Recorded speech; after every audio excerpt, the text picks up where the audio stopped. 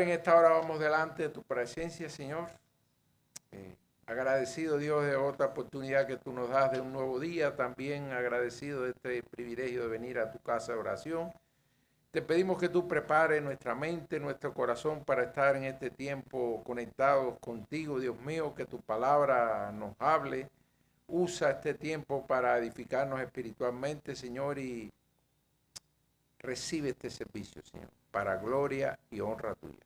En Jesús, tu Hijo amado, estamos orándote. Amén. Bueno, hermano, continuamos con el estudio del capítulo 20 del Evangelio y el alcance de la gracia. Hoy vamos a estar viendo el párrafo número 3 de este capítulo. Y muy rápido queremos hacer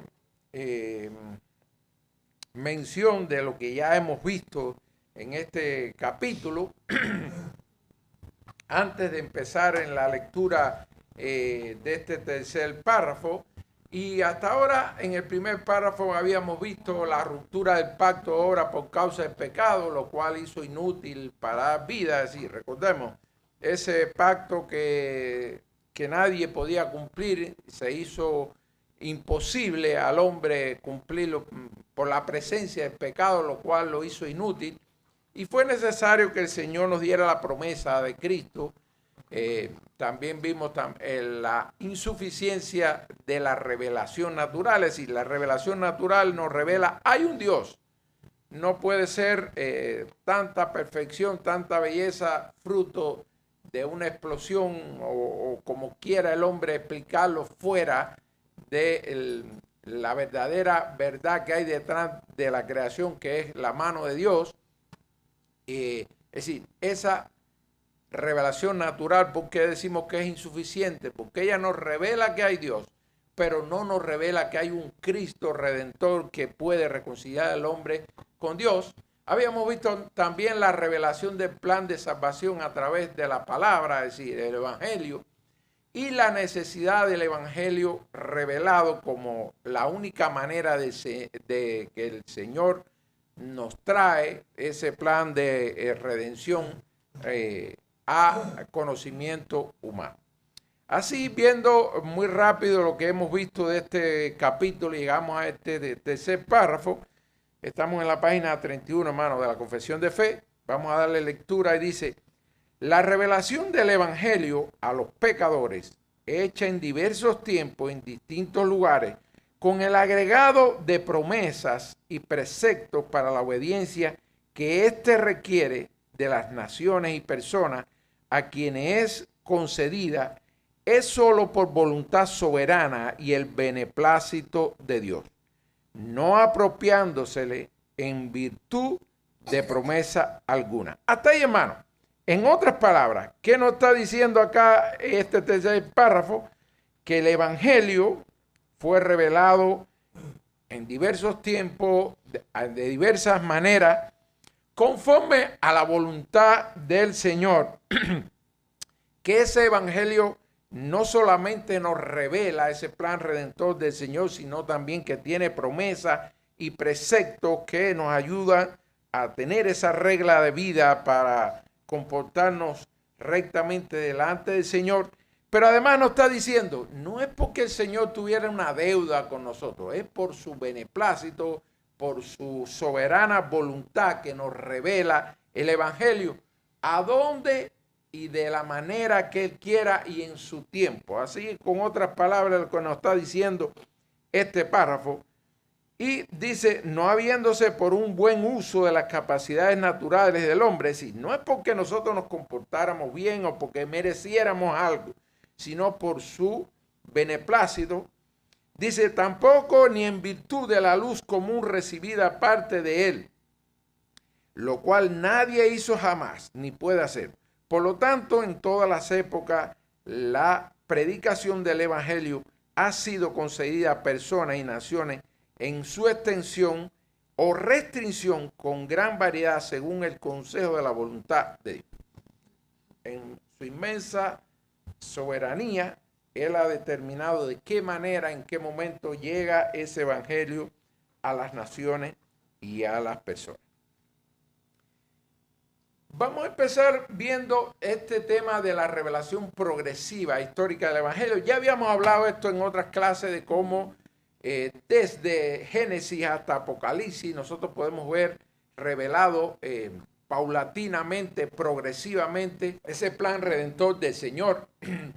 Y desde el inicio que usted empieza a leer la Biblia ya hay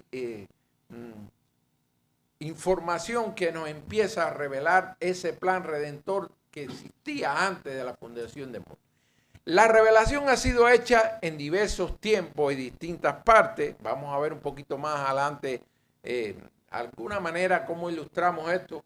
Dios no entregó todo el diseño de redención de golpe, sino fue un documento que de una vez el Señor lo puso en conocimiento humano para revelar ese plan de redención, sino que fue paulatinamente en el transcurso del tiempo revelado en distintas épocas de la mano de diferentes personas que fueron inspiradas por el Espíritu Santo y dejaron esa reseña que llega hasta nuestros días como la palabra del Señor. Dios no entregó todo el diseño de la redención de golpe, sino que le fue desplegado a lo largo de la historia bíblica a diferentes personas y lugares. Dios revela su gracia según su propio plan de redención, no de forma arbitraria ni uniforme. La geografía y la época en que el Evangelio llega a un pueblo no son un accidente histórico, sino un despliegue planificado por Dios.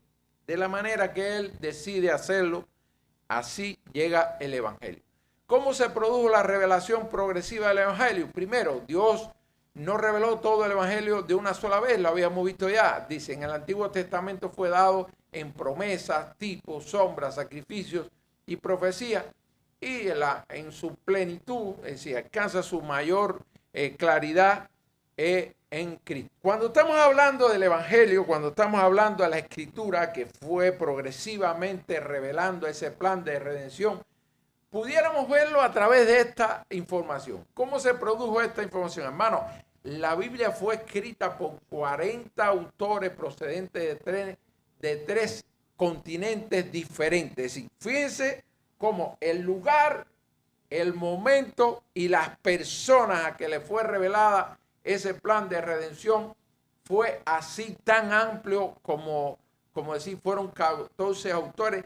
Hermano, el tema es aproximadamente un número, porque hay diferentes libros, por ejemplo, que son anónimos, por ejemplo, Hebreos, Jueces, Ruth, Estés, Job, son autores anónimos, incluso no se sabe si fue más de un autor que contribuyó a esos libros. Y hay otros que son la compilación de varios escritores, como es Salmo, que ahí estuvo David, Asaf, los hijos de Coré, que no se sabe cuántos hijos de Coré fueron o contribuyeron con eso. También Salomón escribió Salmo. Es decir, hay libros que no se conoce el autor o si fueron más de un autor, por tanto se supone que el criterio más con más aceptación ha sido que son alrededor de 40 autores los que escribieron la Biblia. Fíjense cuánta diversidad de personas. Ahí hubo reyes como David y Salomón, pastores como el caso de Amós, profetas como el caso de Isaías, sacerdotes como Esdras, médicos como Lucas, pescadores como Pedro, recaudadores de impuestos como Mateo. Fíjense, es decir, cuántas personas de diversos estratos social, de diferentes procedencias de Asia, es la mayor parte de los autores son de Asia, pero también hubo autores de África y Asia. Así de esa manera le plació al Señor ir revelando ese plan redentor que a lo largo de toda la Biblia usted lo puede ver. Duró un periodo de 1500 años en la elaboración de todos los libros que hoy componen la Biblia y se redactó en 3 idiomas. El Antiguo Testamento fue escrito principalmente en hebreo y algunas partes en arameo. Por ejemplo, algunas secciones de Daniel, Esdras y Jeremías, dice que es solamente una frase. Y los 27 libros del Nuevo Testamento fueron elaborados en griego. Esta información nos da una idea de cómo el Señor progresivamente fue usando a lo largo del tiempo diferentes personas de diferentes lugares para ir revelando ese plan de redención. Si ustedes nos preguntan, ¿alguna de esa gente merecía que el Señor le revelara lo que tuvieron el privilegio de conocer? Por supuesto que no. No fue por mérito humano, fue que al Señor le plació en su soberanía usar a esa gente para revelarle a través del Espíritu Santo ese plan redentor que hoy nos llega a nuestros días como un solo libro, que es la Biblia. Dice, a pesar de la diversidad de autores, épocas, culturas y lugares, la Biblia presenta una unidad temática notable que los creyentes atribuyen a la inspiración divina. Dios como autor principal. Así, de esa manera, el Señor usó a estos hombres en diferentes épocas para traernos este mensaje redentor a través de la Biblia. Ahora, nos está diciendo también este párrafo que ese que ese evangelio revelado no es solamente informativo, no es como un libro que usted lo lee y nos recrea culturalmente, incluso podemos aprender determinadas habilidades en determinadas profesiones a través del estudio del libro. En el caso de la Biblia tiene, además de ese poder informativo, el poder de transformar. El evangelio no solo anuncia salvación, sino que también produce una respuesta de obediencia en aquellos que creen. El poder de la palabra y el auxilio del Espíritu Santo hacen posible esa obra transformadora. ¿Qué significa promesa? Porque dice que le agradó al Señor de revelarnos el evangelio y dice, con el agregado de promesas y preceptos para la obediencia que éste requiere de las naciones y personas. Cuando estamos hablando de esas promesas que tiene el evangelio, ¿de qué estamos hablando? ¿De qué estamos hablando? Las promesas son las bendiciones que Dios ofrece en Cristo a los pecadores que creen en Él. El evangelio no solo manda algo, también promete algo. El evangelio trae mandamientos, pero también trae poder y esperanza mediante la promesa en Dios. Dios no dice simplemente obedezcan, sino vengan a Cristo y recibirán salvación, perdón, reconciliación y vida eterna. Y ahí están esas bendiciones tan grandes que trae el evangelio. Entre las promesas que trae el evangelio, podemos mencionar algunas, podemos encontrar otras, pero quise hacer un resumen de las más importantes y las que más tenemos que tener presentes. El perdón de los pecados, hermanos, que solamente en Cristo nosotros podemos encontrar perdón de pecados, siendo justificados gratuitamente por su gracia, dice en Romanos 3:24. Vida eterna, solamente el evangelio nos puede traer ese mensaje que nos llegue, que nos lleve a disfrutar de esa promesa, vida eterna.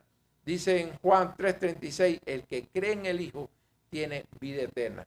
Un nuevo corazón, hermano. Nosotros por sí solos no podemos cambiar esa naturaleza pecaminosa, ese corazón de piedra que nos hace insensible a las cosas que tienen que ver con el reino de Dios. Solamente Dios puede transformar nuestro corazón. Por tanto, es una de esas promesas que nos trae el evangelio, un nuevo corazón y transformación. Dios promete obrar internamente en el creyente.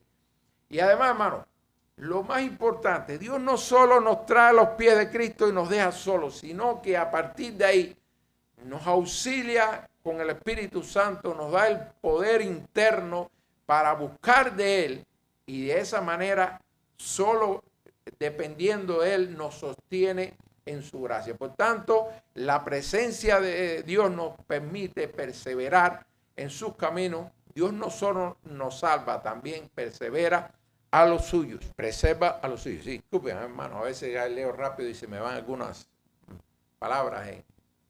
Dice, ¿qué significa preceptos para la obediencia? Porque bueno, también el párrafo nos dice que nos dio promesas, pero también preceptos para la obediencia. Preceptos significan mandamientos o instrucciones. Por eso decimos, la Biblia es un manual de vida, hermano. porque ahí podemos encontrar cualquier cosa que nosotros necesitamos para obrar rectamente en los caminos del Señor. Dice, el Evangelio requiere una respuesta, no es solo información para conocer, sino un llamado divino que exige obediencia. Por supuesto que si nos estamos refiriendo que son mandamientos, que son reglas de vida, no es para tenerla ahí de adorno en un lugar donde la veamos, es para que nosotros vivamos esos mandamientos, para que nosotros sigamos esa guía, ese manual de vida que tenemos. ¿Cuáles son esos preceptos del Evangelio? Hermanos, los primeros y los más importantes, arrepentirse. Jesús predicó, arrepentidos y creer en el Evangelio. Creer en Cristo, confiar únicamente en Él como el único camino para tener salvación. Seguir a Cristo, una vida de obediencia, fruto de la fe. Perseverar y vivir santamente, no para ganar salvación, porque sabemos que no es por obra, sino como una evidencia de una fe verdadera. La obediencia no es la causa de la salvación, por supuesto que no, hermano, sino es el fruto. Después que usted fue alcanzado por la gracia, empieza a producir esos frutos visibles que deben dar testimonio de esa obra transformadora que el Señor está haciendo en usted. Por tanto, la obediencia no es la causa de la salvación, sino el fruto de haber recibido el Evangelio. Primero viene la gracia, luego la obediencia. Si cuando usted es obediente, cuando usted trata de ser consecuente con la condición que dice tener a Cristo en su corazón, no es por su propia voluntad o por su fuerza, sino es la obra transformadora que el Señor está haciendo en usted, que le da esa capacidad para obedecer y tratar de agradar a Dios con todo lo que usted hace. La soberanía de Dios en la difusión del Evangelio, lo habíamos dicho. No llegó el Evangelio a las personas, a las naciones, cuando ellos quisieron, sino cuando a Dios le plació en su soberanía hacer conocer su palabra en ese lugar. Dice, el acceso al Evangelio es meramente por la voluntad soberana y el beneplácito de Dios. La extensión o restricción de la predicación en el mundo responde a su decreto y no a mérito humano. Hermanos, ahí todavía no son muy comunes, pero todavía hay comunidades en el Amazonas y en otras áreas del mundo que si usted le dice qué cosa es la Biblia, quién es Dios, no lo conocen. Hermano, a Dios no le ha placido. Usted pudiera preguntarse, ¿y por qué no lo conoce? Bueno, el Señor no le ha placido en su soberanía llegar a esos lugares con el Evangelio. Recuerdo a alguien, incluso es misionero en la actualidad, un moreno de un lugar en África que pertenecía a una tribu. Imagínense que su padre era el jefe de la tribu y su madre murió a él nacer. Dice que por la cultura, cuando eso pasa, se considera ese niño maldito y lo que hacen es matar a ese niño.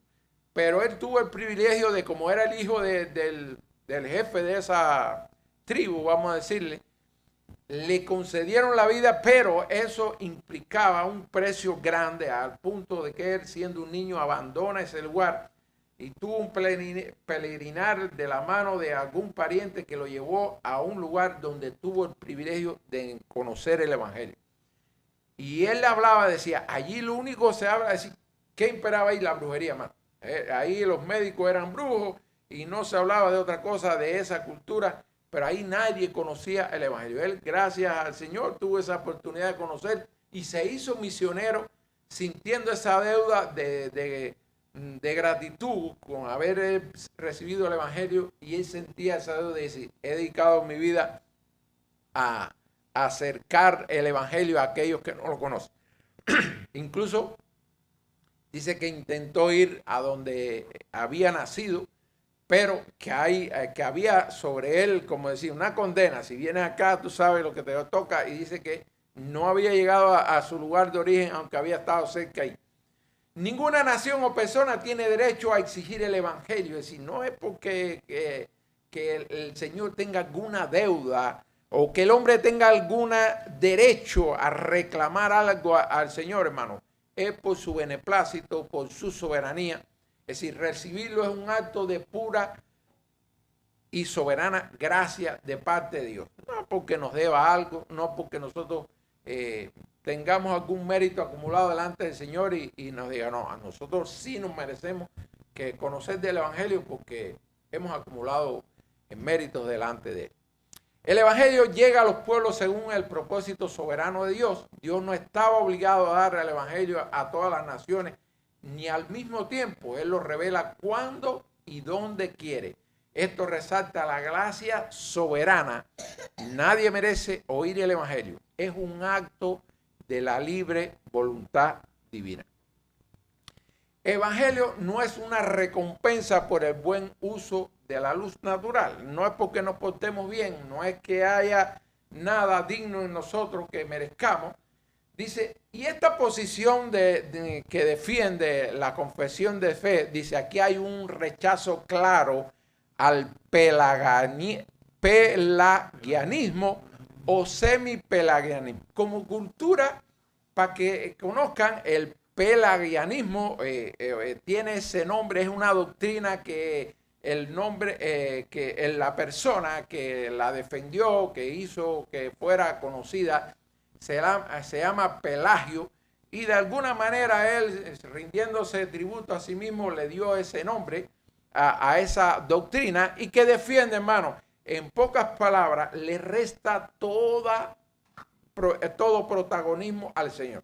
Dice que el hombre no hereda de Adán pecado, que nace sin pecado, que el hombre tiene libre albedrío y puede, si es su decisión, vivir sin pecado, que no necesita de la gracia, y que Jesucristo solamente es un ejemplo moral al que el hombre debe observar como un patrón de vida y tratar de imitarlo, pero se dan cuenta que no hay ninguna protagonismo en la obra del Señor. Es el hombre el importante y el que puede decidir. Y el semi-pelagianismo es una posición intermedia. Empieza a reconocer que el hombre necesita de la gracia, que hereda una condición pecaminosa cuando nace. Pero sin embargo, dice, el primer paso lo da el hombre, y después que Dios ve que el hombre tiene interés de acercarse a su reino, es que el Señor lo alcanza con su gracia. De esa manera, esa doctrina descabellada defiende esa posición, y que por supuesto acá la confesión de fe está asumiendo una posición diametralmente opuesta, es decir, dándole todo el protagonismo al Señor, y que nosotros solamente somos el objeto donde el Señor se glorifica. No porque lo merezcamos, sino porque por su pura gracia, su misericordia, y porque le plació hacerlo así, de esa manera, llega a nosotros el Evangelio, llega a nosotros la gracia del Señor. Dios no ha prometido dar el Evangelio a quienes mejoren sus habilidades. No es que si usted se porta bien, si usted trata de ser moralmente una persona correcta, va a acumular un mérito suficiente para que el Señor diga, no, aquel se lo merece. Hermano, dice la palabra que no es del que corre ni el que quiere, sino de quien Dios quiera tener misericordia. Así lo podemos ver en nuestra familia, en nuestro círculo cercano. Unos creen en el Señor, son alcanzados por su gracia, y otros no. ¿Y por qué? Bueno, porque en su soberanía el Señor eligió de antes de la fundación del mundo quién iban a ser los escogidos.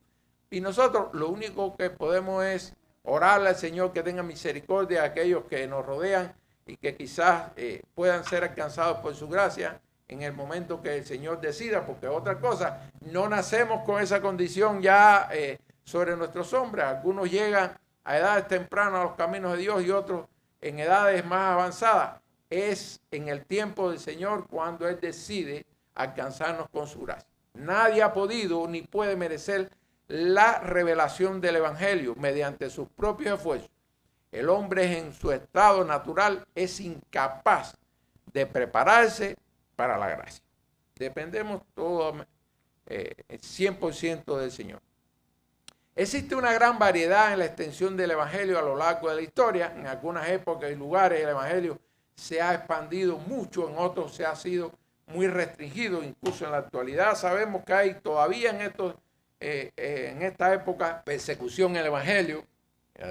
Conocemos lo que está pasando por Nigeria, incluso en China y en otras naciones, hermanos, donde es perseguido desde el gobierno y se crean políticas para restringir, para tratar de frenar a toda costa la expansión del Evangelio. Esto no es injusticia divina, es decir, el hecho de que llegue a unas naciones con más prontitud, a algunas naciones con todas las condiciones para que tenga una expansión rápida, no es injusticia divina, no es que el Señor quiera negarle a uno sí y a otros no, sino parte del consejo de la voluntad de Dios. Él decide cómo, en qué manera y en qué tiempo que llegue el Evangelio al conocimiento de las naciones y de las personas. Ejemplo, Israel recibió la revelación especial durante siglos, mientras muchas naciones estuvieron en oscuridad. Es decir, ellos tuvieron el privilegio, Israel, de conocer mucho más antes del Evangelio. Hoy vemos naciones con gran luz del Evangelio y otras con muy poca, para no decir ninguna. Cristo como centro del cumplimiento de la revelación, hermano. Cuando veamos y vamos a encontrar cuál es el personaje principal de la Biblia, sin duda es Cristo el centro. Si estamos diciendo que toda la Biblia, desde Génesis hasta Apocalipsis, nos revela ese plan redentor diseñado antes de la fundación del mundo. La figura central de ese plan redentor es nuestro Señor. Nadie es salvo aparte de Cristo. El Evangelio es el medio ordinario establecido por Dios para traer la salvación. La revelación de Dios, especialmente el Evangelio, tiene a Cristo como su eje principal. Desde las promesas en el Antiguo Testamento, figuras y profecías, hasta la manifestación plena del Nuevo Testamento, todo apunta hacia nuestro Señor Jesucristo. Cristo es el cumplimiento porque en su persona y obra se realizan las promesas divinas de redención, salvación y reconciliación con Dios. Recuerden que el pecado apartó al hombre de la presencia de Dios. La diferencia y la distancia era tan grande que solamente Cristo pudo acercarnos, tender ese puente que nos acercara a nuestro Señor Santo, nosotros en nuestra condición pecaminosa. Hechos 4:12 dice, y en ninguno otro hay salvación porque no hay otro nombre bajo el cielo dado a los hombres en que podamos ser salvos. Juan 14:6 dice, yo soy el camino y la verdad y la vida. Nadie viene al Padre sino por mí. Esos dos textos nos ilustran perfectamente lo que acabamos de decir. Solamente en Cristo podemos encontrar salvación. No hay otro camino, no hay otro nombre dado a los hombres en el cual nosotros podamos ser salvos. La responsabilidad humana frente al Evangelio. Porque, hermano, estamos hablando de todas las bendiciones que el Señor nos ha dado a través del Evangelio, a través de sus promesas. Pero no pensemos que eso es como dicen en nuestra cultura, plan pichón, sí, esperar a recibir y nosotros no responder en obediencia a partir de lo que recibimos. Dice, el ser humano es responsable de responder al Evangelio con arrepentimiento y fe. Habíamos dicho la vez pasada, los que llegan a los caminos del Evangelio no tienen que ser santos. Incluso a veces las personas creen, nosotros estamos trabajando como familia con alguien y nos dicen, no, yo no me siento en condición de ir a la iglesia porque no siento que en mi vida, no, los que estamos allí tampoco. Los que estamos ahí es precisamente que reconocemos la necesidad que tenemos de Dios para poder acercarnos a esa santidad que el Señor quiere de sus hijos.